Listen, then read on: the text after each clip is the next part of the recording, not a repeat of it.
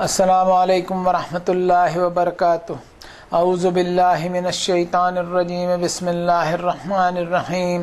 سبح للہ ما فی السماوات وما فی الارض وہو العزیز الحکیم۔ اللہ کی حمد و ثنا، اس کی تعریف و توصیف بیان کرتا ہوں کہ وہ ایک اکیلا مالک اس کائنات کا، اس کی لمٹ لیس ملکیت میں ہے یہ آسمان اور زمین، ہر ایک کی زندگی اسی کے قبضے میں، ہر ایک کی موت بھی اسی کے قبضے میں، اس کے سوا کسی کی کوئی حیثیت اور مقام نہیں کہ اس کی عبادت کی جائے، اس کے سوا کوئی ایسا نہیں جو اس کی ایک بھی صفت رکھتا ہو، اس کے سوا کوئی ایسا نہیں کہ اسے معبود ہونے کا حق پہنچتا ہے۔ وہی ایک اکیلا رب ہے جس کی بادشاہت اور رحمت جو ہے وہ بے کنار ہے۔ وسع کرسیہ السماوات والارض، تمام کائنات پر اسی کا ڈومینین دکھائی دیتا ہے، کائنات کی ہر چیز کو اسی کا فیض پہنچتا ہے۔ پورے یونیورس میں ایسی غیر محدود رحمتوں اور limitless blessings and immeasurable bounties کا کوئی حامل نہیں۔ ان ساری باتوں میں گواہیاں ملتی ہیں کہ کوئی اس کا پارٹنر نہیں، کوئی اس کا شریک نہیں، وہ ہمیشہ سے قائم اور دائم، کوئی اس کا ثانی نہیں، کوئی اس کا ڈپیوٹی نہیں۔ اسی کھری توحید کی اور اللہ کی غلامی کی تعلیم دی اللہ کے آخری نبی جناب محمد الرسول اللہ صلی اللہ علیہ وسلم نے، جن پر اللہ نے اپنا آخری پیغام نازل فرمایا۔ وہ نبی جنہوں نے انسان کو مذہبی ڈرامے بازی سے اوپر اٹھ کر ایک اکیلے مالک کی بندگی کی حقیقت بتائی، اور وہ کتاب ہینڈ اوور کی جس سے ہمیں ہدایت ملتی رہے۔ اسی کتاب کے ہم 56 نمبر کی سورت شریفہ کا آخری رکوع آج پڑھنے والے ہیں اور اس پر غور و فکر کرنے والے ہیں، اور یہ معلوم کرنے کی کوشش کریں گے کہ اللہ تعالیٰ نے اس رکوع میں ہمارے لیے کیا ہدایت کے پیغام رکھے ہیں۔ ہدیہ درود و سلام پڑھتے ہیں ہم۔ اللہم صلی علی محمد عبدک و رسولک النبی الامی الذی جاء بالہدی والفرقان۔ اللہ کے گلوریس نام سے شروع کرتے ہیں۔ اعوذ باللہ من الشیطان الرجیم، بسم اللہ الرحمن الرحیم۔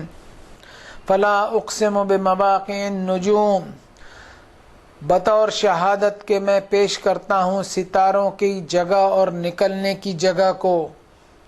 وَإِنَّهُ لَقَسَمٌ لَوْ تَعْلَمُونَ عَظِيمٌ، اور بے شک یہ شہادت ہے اگر تم جانو تو بہت بڑی۔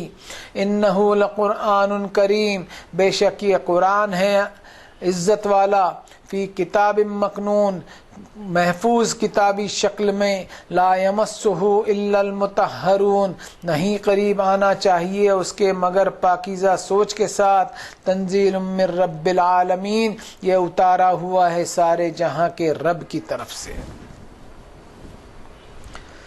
یہ آیت نمبر 75 سے لے کر کے 80 تک کے میں نے پڑھی ترجمے کے ساتھ، ٹوٹل 6 آیتیں ہیں۔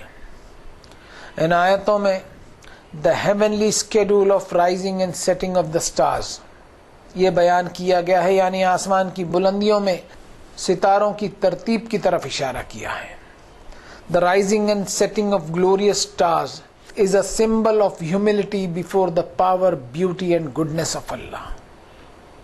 ستاروں کا ظاہر ہونا اور اوجھل ہو جانا یہ اللہ تعالیٰ کے پاورز اور قدرت کی خوبصورتی اور ستاروں کی مکمل مجلس کا اللہ کے حکموں پر پابندی سے عمل کی طرف اشارہ اللہ تعالیٰ نے دیا ہے کہ یہ ستارے جن کی سائز اور لمبائی اور چوڑائی اتنی سائنسی دریافتوں کے باوجود انسان مکمل معلومات تک نہیں پہنچ سکا، یہ ستارے اللہ کے establishment of justice and truth, عدل و انصاف اور حقیقت کی قیام کی گواہی دیتے ہیں۔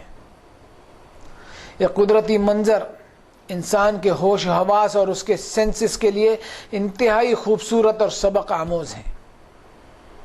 یہ قدرتی منظر ایک عقل مند ذہن کو جھنجھوڑتا ہے کہ رات کے اندھیروں میں چند گھنٹوں کے لیے ستاروں کی خوبصورت مجلس دکھائی دیتی ہے اور چند گھنٹوں میں نگاہوں سے اوجھل بھی ہو جاتی ہے، جبکہ ان ستاروں کا وجود باقی رہتا ہے۔ یہ قدرتی منظر اللہ نور السماوات والارض، یہ ساری قدرتیں اللہ کے بے پناہ اور عظیم الشان نور کی گواہی دیتی ہیں۔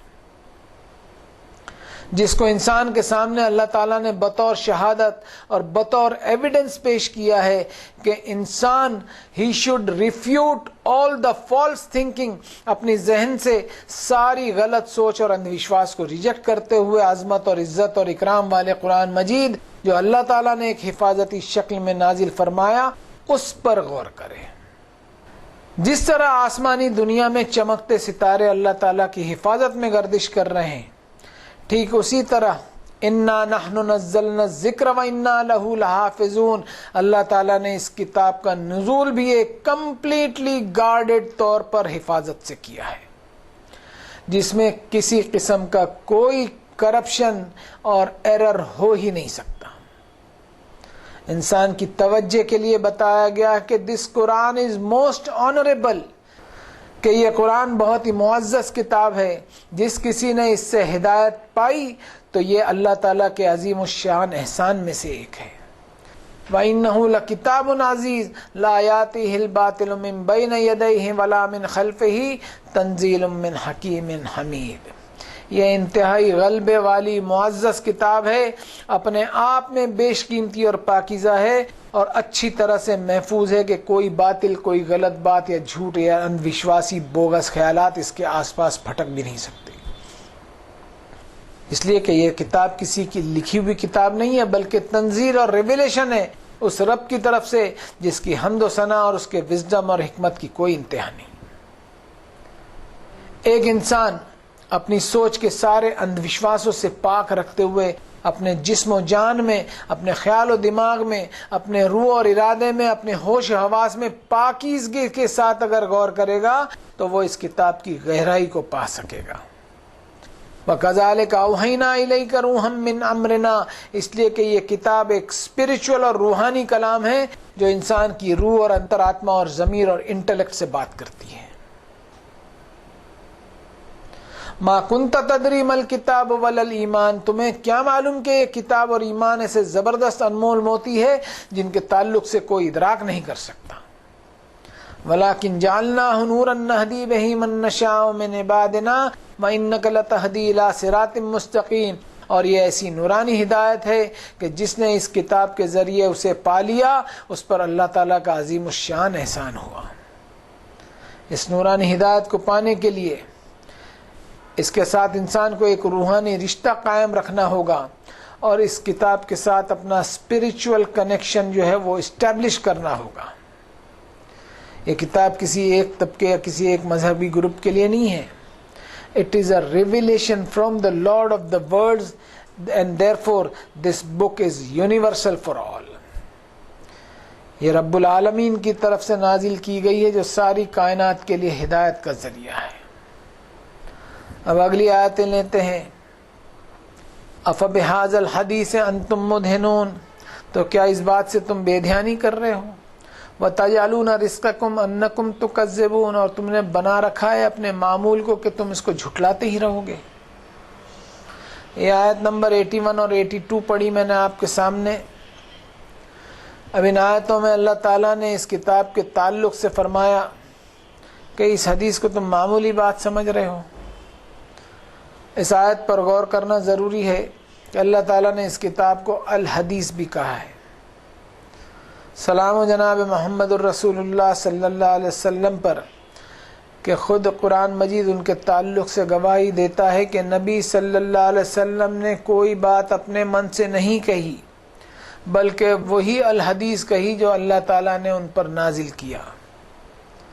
اب ہم سوچیں کہ حدیث کے نام پر، روایتوں کے نام پر کتنی جھوٹی اور بوگس باتیں ہم محمد صلی اللہ علیہ وسلم کے نام سے چلا دی ہم نے، اور یہ کہہ کر چلائی جاتی ہے کہ یہ حدیث ضعیف ہے، اور اس طرح ہمارے لاشعور میں بھی یہ بات پیوست رہتی ہے کہ یہ رسول اللہ صلی اللہ علیہ وسلم کی زبان مبارک سے نکلی ہوئی نہیں ہوں گی، پھر بھی ہم اس کو بیان کرتے ہیں اور ساتھ ہی ساتھ اپنی جان بچانے کی خاطر اس کو ضعیف حدیث بھی کہہ دیتے ہیں۔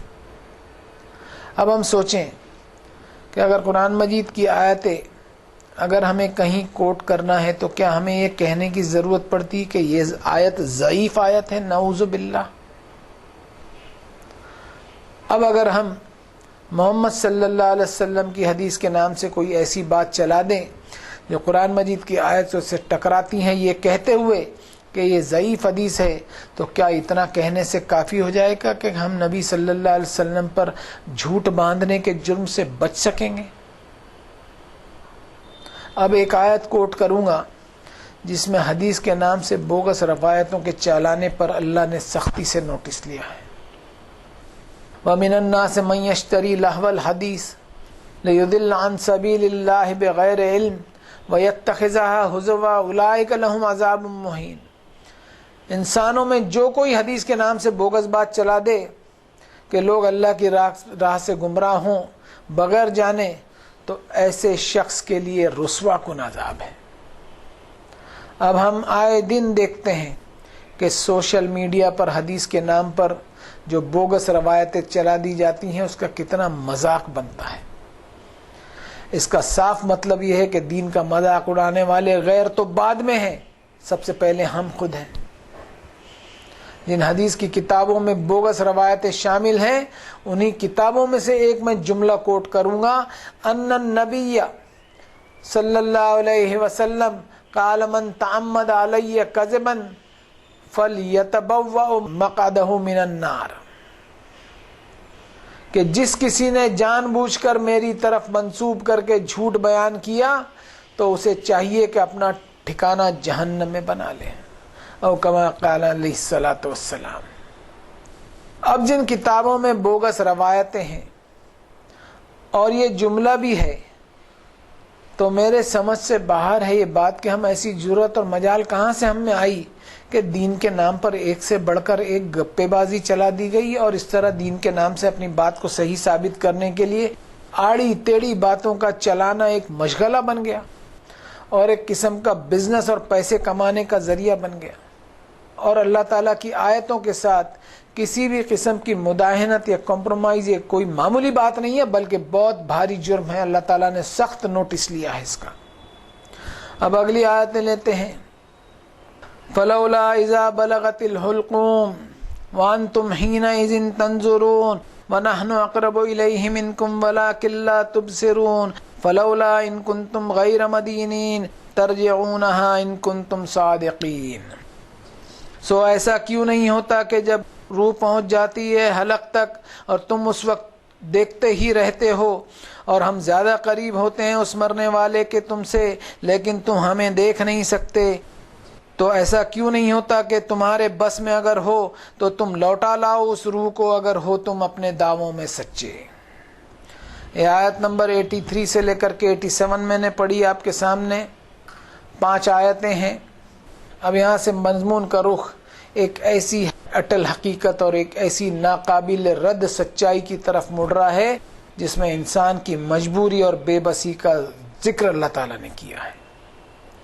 اوپر کی جو آیتیں جس میں ایک انسان کی ہمت اور دلیری کو بتایا گیا ہے کہ وہ اللہ پر جھوٹ باندھنے کی ہمت اور جرأت کرتا ہے، اس کے فوراً بعد مضمون کا رخ ایسا چل رہا ہے کہ کیا حال بنے گا انسان کا اس کی موت کے وقت کہ اس کی روح نکلے گی اور حلق میں آ کر پھنس جائے اور انسان بالکل بے بس اور ہیلپ لیس ہو جائے، تو اس کے کیا حال بننے والے ہیں۔ اس مرنے والے کے آس پاس کے لوگ سوائے ٹکٹکی لگائے دیکھنے اور تکنے کے کچھ بھی نہیں کر سکیں گے۔ موت کے وقت انسان کا بالکل تنے تنہا اکیلا بے یار اور مددگار ہوگا۔ اللہ نے یہ بھی فرمایا کہ تم ٹکٹکی لگائے اس مرنے والے کو دیکھ رہے ہو، تمہارے سے زیادہ ہم اس کے قریب ہیں۔ وَالْتَفَّتِ السَّاقُ بِالسَّاقِ إِلَىٰ رَبِّكَ يَوْمَئِذٍ الْمَسَاقُ۔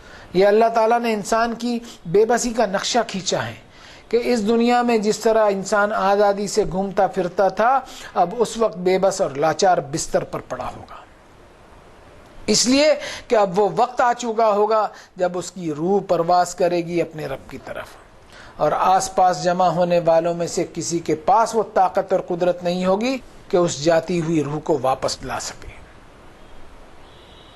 یہ ایسی اٹل سچائی ہے کہ کوئی اس کا انکار نہیں کر سکتا ہے۔ ضرورت ہے کہ انسان اپنی مجبوری اور بے بسی کو محسوس کرے اللہ تعالیٰ کی قدرتوں کے سامنے۔ اب اگلی اور 2 آیتیں لیتے ہیں۔ فَأَمَّا إِن كَانَ مِنَ الْمُقَرَّبِينَ سو بے شک اگر مرنے والا ہو مقربین میں سے فروح و ریحان و جنت نعیم، تو وہ راحت اور خوشبودار نعمتوں سے بھرپور جنت میں ہوگا۔ اب یہاں سے اس صورت شریفہ کا مضمون سمٹ رہا ہے آیت نمبر 88 اور 89 میں، اور ان آیتوں میں اسی صورت شریفہ کے شروعات میں جو آیت آئی ہے وَكُنْتُمْ أَزْوَاجًا ثَلَاثًا، کہ قیامت کے روز انسانیت 3 گروپ میں بڑھ جائے گی، اس کی تفسیر یہاں ہمیں ملتی ہے۔ اور قرآن مجید کا یہ اعجاز ہے کہ وَلَا يَأْتُونَكَ بِمَثَلٍ إِلَّا جِئْنَاكَ بِالْحَقِّ وَأَحْسَنَ تَفْسِيرًا، کہ قرآن مجید کی آیتوں کی تفسیر خود قرآن مجید کرتا ہے، ہمیں اس کے لیے کہیں باہر جانے کی ضرورت نہیں، یا آؤٹ آف قرآن لٹریچر کے سہارے کی ضرورت نہیں۔ قرآن مجید کی تعلیم اور اس کی آیتوں کی تفسیر خود قرآن مجید کے کرنے سے گائیڈنس جو ہے وہ پینیٹریٹ ہوتی ہے، ہیومن انٹیلیجنس میں، انسانی ذہانت میں داخل ہوتی ہے۔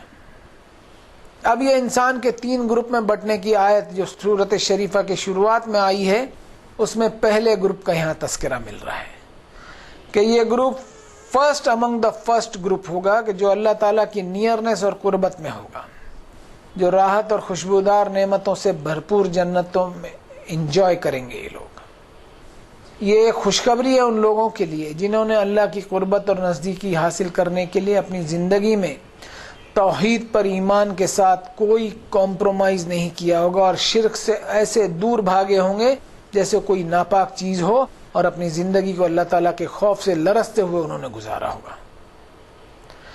ایسے شخص کو اللہ تعالیٰ نے نعمت سے بھرپور جنت کی خوشخبری دی ہے، اس لیے کہ ایسے مقرب لوگوں نے اپنی زندگی کی حقیقت کو سمجھا کہ انسان اللہ تعالیٰ کی طاقتوں اور قوتوں کے آگے بالکل بے بس ہے، اور ہر آدمی لازماً ایک مقرر وقت پر مر جائے گا، اور کوئی نہیں اس دنیا میں جو اس کی موت کو روک سکے، اور اس طرح وہ موت کے بعد کی زندگی کے تعلق سے فکر مند ہو کر کے جیون گزارا ہوگا۔ اور اس فکر مندی میں ایسے نے اللہ تعالیٰ کی طرف سے آئی ہوئی ہدایت کو قبول کیا ہوگا، بغیر کسی دیری کے اپنے آپ کو اللہ کی مرضی کے حوالے کیا ہوگا۔ ایسے لوگ ہوں گے قیامت کے دن اللہ کی رحمت کے سائے میں پہلے جگہ پائیں گے۔ اب اگلی آیتیں لیتے ہیں۔ وَأَمَّا إِن كَانَ مِنْ أَصْحَابِ الْيَمِينِ، اور بے شک اگر مرنے والا ہو صحیح کام کرنے والا، فَسَلَامٌ لَكَ مِنْ أَصْحَابِ الْيَمِينِ، تو سلامتی ہے تیرے لیے اے صحیح کام کرنے والے۔ یہ 2 آیتیں میں نے پڑھی 90 اور 91۔ اب ان آیتوں میں انسانوں کے دوسرے گروپ کے تعلق سے اللہ تعالیٰ نے فرمایا کہ یہ اصحاب یمین ہوں گے، یعنی یہ وہ لوگ ہوں گے جنہوں نے اس دنیا میں سیدھی سچی اور صاف ستھری زندگی گزاری، فَلَقْتَحَمَ الْعَقَبَةَ، اور انہوں نے اپنے آپ کو کسی بھی حال میں دنیا کی آزمائش اور مشقتوں سے آزاد سمجھتے ہوئے جیون نہیں گزارا ہوگا۔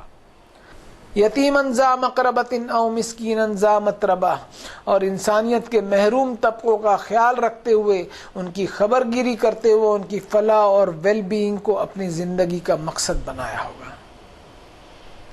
ان کے ساتھ منصفانہ سلوک اور ان کی ضرورتوں میں کام آنا ان کی زندگی کا مقصد تھا، اور ان تمام نیک اعمال کے پیچھے ان کا اللہ پر ایمان لانا اور یقین کی گہرائی کام کر رہی تھی۔ یہ گہرائی ان کے دل میں اتنی زبردست پیوست ہوئی کہ انہوں نے اللہ تعالیٰ کی دی ہوئی نعمتوں اور بخششوں کو اپنے تک ہی محدود نہیں رکھا، بلکہ دوسروں کو بھی ان نعمتوں میں شامل کرتے رہے۔ اولئک اصحاب المیمنہ، ایسے لوگ اصحاب المیمنہ یعنی رائٹیس لوگ ہوں گے۔ ایسے لوگوں کے لیے قیامت کے دن شانتی اور سلامتی کے ساتھ سیلیوٹیشنز ہوں گے۔ اس کا تذکرہ سورۃ رعد میں بھی ہمیں ملتا ہے، سلام علیکم بما صبرتم فنعم عقبی الدار۔ ان کو سلامتی اور امن شانتی اور سیلیوٹیشنز اس لیے کہ وہ اللہ تعالیٰ کی عظمت کے احساس کو اپنے دل میں رکھتے ہوئے اس دنیا میں صبر والا جیون گزارا ہوگا۔ اب اگلی آیتیں لیتے ہیں۔ وَأَمَّا إِن كَانَ مِنَ الْمُكَذِّبِينَ الضَّالِّينَ، اور بے شک اگر مرنے والا ہو جھٹلانے والوں اور گمراہوں میں سے، فَنُزُلٌ مِّنْ حَمِيمٍ، تو خاطر داری ہوگی اس کی کھولتے پانی سے، وتصلیۃ جحیم، اور وہ داخل ہوگا جہنم میں۔ یہ 3 آیتیں تھیں 92، 93 اور 94۔ اب ان آیتوں میں تیسرے گروپ کے تعلق سے تذکرہ ہے۔ یہ تیسرا گروپ وہ ہوگا جس نے اللہ تعالیٰ کی طرف سے آئی ہوئی ہدایت کو ایسا جھٹلایا ہوگا کہ خود تو گمراہ ہوئے ہی ہوں گے لوگ ایسے، اور لوگوں کو بھی گمراہی میں ڈالا ہوگا۔ اب ان کو جو بھیانک سزا ملے گی قیامت کے دن وہ یہ ہوگا کہ کھولتے ہوئے گرم پانی سے ان کا ویلکم کیا جائے گا۔ قرآن مجید میں جو مثالیں دی جاتی ہیں وہ ایسی ہوتی ہیں جس کا انسان کو اس دنیا میں تجربہ ہوتا ہے۔ ہم کسی فنکشن میں جائیں یا کسی اونچی ہوٹل میں جائیں، 5 اسٹار ہوٹل میں کمرہ بک کر لیا ہے پہلے، اس ہوٹل کے مہمان اور گیسٹ بن کر کے جائیں تو وہاں ویلکم ڈرنک سرو کیا جاتا ہے۔ حق کے انکاریوں کا جہنم میں ویلکم ڈرنک ہوگا کھولتا ہوا پانی، اور ساتھ ہی ساتھ ہمیشہ ہمیشہ کے لیے وہ جہنم میں جھونک دیا جائے گا۔ اب اس رکوع کی آخری 2 آیتیں لیتے ہیں جن پر یہ سورت شریفہ مکمل بھی ہو رہی ہے۔ ان ھذا لہو حق الیقین، بے شک یہ ضرور یقینی حق ہے۔ فسبح باسم ربک العظیم، سو تسبیح بیان کرتے رہیے اپنے عظمت والے رب کے نام کی۔ اس پوری سورت شریفہ میں قیامت کی ہولناکی اور اس کی بھیانکتا اور اس کا اچانک آ جانا اور ایک ڈیوسٹیٹنگ ڈیزاسٹر، ہلاکت اور اچانک آنے کا تذکرہ کیا ہے، اور ان تذکروں کے ساتھ ساتھ جنت کی نعمتیں اور جہنم کی تکلیفوں کا بھی ذکر ہے۔ لیکن افسوس کی بات ہے کہ ان حقیقتوں کا یقین انسان کرتا نہیں، جبکہ the assurance of the hereafter is one of the strongest features of ایمان۔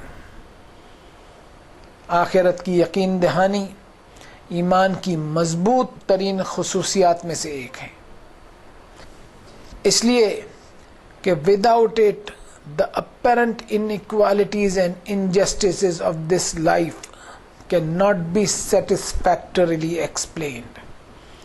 یعنی آخرت کی یقین دہانی کے بغیر اس زندگی کی ظاہری ناانصافیوں کی تسلی بخش یا پر اطمینان وضاحت نہیں کی جا سکتی۔ Allah takes care for his creatures and loves them, یعنی اللہ تعالیٰ اپنی مخلوق کا خیال رکھتے ہیں اور ان سے بے پناہ محبت بھی کرتے ہیں۔ Out of his love and care he has sent special messengers to warn humanity of the danger, یعنی اللہ تعالیٰ اپنی محبت اور دیکھ بھال سے انسان کو قیامت کے خطرے اور نقصان سے خبردار کرنے کے لیے خاص طور پر پیغمبر اور کتابوں کا سلسلہ جاری رکھا کہ انسانیت جس طرح اللہ کی نعمت سے محروم نہیں رہتی اسی طرح اللہ تعالیٰ کی ہدایت سے محروم نہ رہے۔ Now it is man that depends on Allah and has need of him every moment of his life۔ اب انسان یہ سوچے کہ اس کی زندگی اللہ تعالیٰ پر ڈپینڈ کرتی ہے اور اپنی زندگی کے ہر لمحے وہ اللہ تعالیٰ کا محتاج ہے، تو اللہ تعالیٰ کی نعمتوں کی قدر کرتے ہوئے اور اس کے ہدایت نامے کی قدر کرتے ہوئے اپنی زندگی کو اللہ تعالیٰ کے بتائے ہوئے راستے پر ڈھالتے ہوئے قیامت کے دن اللہ کی طرف سے مغفرت اور رحمت پانے کا مستحق بنے۔ الحمدللہ آج سورۃ الواقعہ کے 3 رکوع ہوئے۔ جو کچھ بھی اللہ تعالیٰ نے کہلوایا وہ آپ کے سامنے پیش کرنے کی میں نے کوشش کی۔ اللہ تعالیٰ سے دعا کرتا ہوں کہ اللہ تعالیٰ میری اس معمولی کی کوشش کو ایسا قبول فرما لے کہ قیامت کے دن میری نجات ہو جائے۔ وصلی اللہ تعالی علی خیر خلقہ محمد وعلی آلہ واصحابہ اجمعین برحمتک یا ارحم الراحمین۔